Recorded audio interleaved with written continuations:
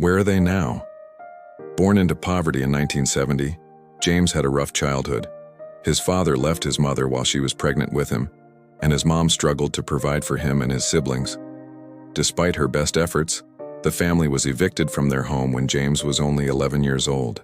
To support themselves, his mom took odd jobs, while James and his siblings were left to fend for themselves on the streets. They were forced to steal food and money to survive, and sleeping outside, they huddled together for warmth. James was beaten up by other street kids because he was smaller than them and couldn't fight back. He was desperate for a way out of the life he was living. But as the years passed, he grew older, and his dreams began to fade away. When he turned 16, his mother found a new partner, a man named Frank. Initially, James disliked him because of how he treated his mother. However, Frank offered to take James under his wing and teach him a trade, something James desperately needed. So he agreed to try it out. Frank worked as an electrician and James assisted him. But it wasn't easy.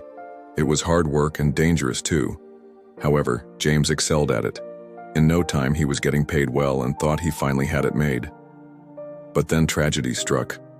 Frank was electrocuted on the job and died instantly. James was devastated. Not only had he lost a mentor and friend, but now he was out of a job and didn't know what to do next. He dropped out of school.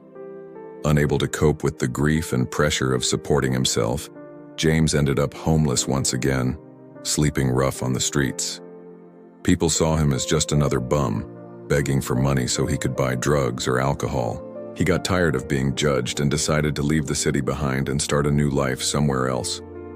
With just a few belongings and a backpack, he set off on foot down the highway. Years went by, and James still hadn't found his place.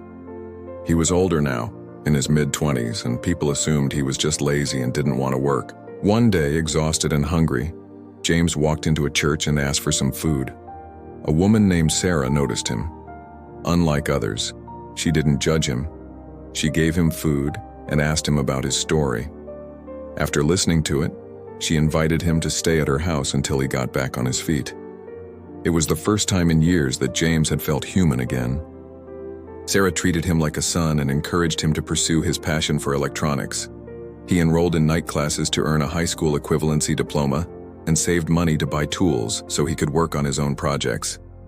He put all his energy into his studies and work. He wanted to prove to himself and to Sarah that he was capable of achieving his goals. At 28, James earned his diploma and secured an entry-level position at an electronics company. He was excited to start his career, but soon realized that he was just another cog in the machine. His boss constantly belittled him, and his coworkers gossiped about him behind his back. Feeling trapped, he quit his job and started working for himself. He didn't have much money, but he was determined to succeed. Taking on any job he could find, he slowly built up a clientele. Some of his customers became regulars and even referred him to their friends and family. Business was good, but James still struggled to pay the bills and save money. He lived paycheck to paycheck and couldn't afford to buy his own place or start a family. At 34, he was still living with Sarah and working long hours to make ends meet. Then one day, everything changed. A regular customer asked James to install security cameras at his new business location. The job was big, and James knew it was a chance to turn his life around.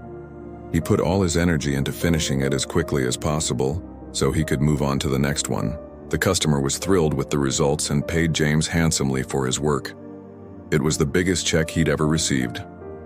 With newfound confidence, James started raising his prices and taking on bigger projects.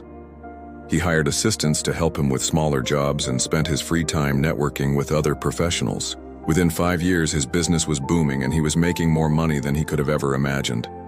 He bought a house in a nice neighborhood, drove a luxury car, and wore expensive clothes. But despite his success, James never forgot where he came from. He regularly donated to charities that helped the homeless and volunteered his time at soup kitchens. He also mentored young people who were interested in pursuing careers in electronics. James became known not only for his luxurious lifestyle, but also for his generosity and kindness. Fast forward to present day, James is now in his 50s, but you wouldn't know it by looking at him. He looks and feels better than ever before. He's a successful businessman, a respected mentor, and a generous philanthropist. People often ask him the secret to his success, and he always answers without hesitation. For him, it was all about having the right mindset. He shared, "I was born into poverty and lived on the streets for most of my life.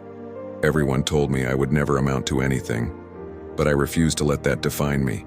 I knew I was capable of more, and I worked hard every day to achieve my goals. It wasn't easy, but the challenges I faced only made me stronger. Today, I am living proof that no matter where you start in life, you can achieve your dreams if you have the right mindset and work hard to achieve it." James's story is a powerful reminder that no matter where you start in life, you have the power to shape your future. It takes hard work, dedication, and a positive mindset. But with those things, you can achieve anything you set your mind to. If this story moved you, share it with someone who needs to hear it. If you're ready to rise, leave a comment. And if you've subscribed, we'll see you in the next video.